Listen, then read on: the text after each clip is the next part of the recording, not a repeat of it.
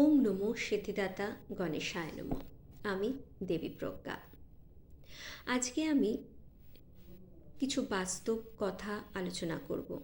কঠিন হলেও এটা কিন্তু মানুষের জীবনে, প্রত্যেক মানুষের জীবনে এটা ঘটে থাকে। তোমার কথা কেউ মনে রাখবে না যে তোমার কত স্যালারি রয়েছে, তুমি কত ব্যস্ত মানুষ, তুমি ঠান্ডাভাবে কিভাবে কাজটা কমপ্লিট করো।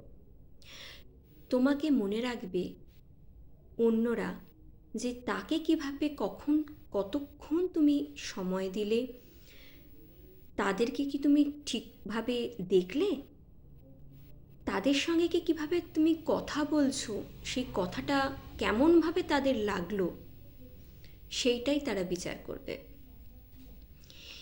এই বাস্তব কথাগুলো প্রত্যেকটা মানুষের জীবনেই হয়ে থাকে। ভেবে দেখবেন আপনার জীবনেই হয়েছে। আপনাদের যদি এই ভিডিওটি পছন্দ হয়ে থাকে, প্লিজ লাইক, শেয়ার, সাবস্ক্রাইব করতে কিন্তু ভুলবেন না। ধন্যবাদ।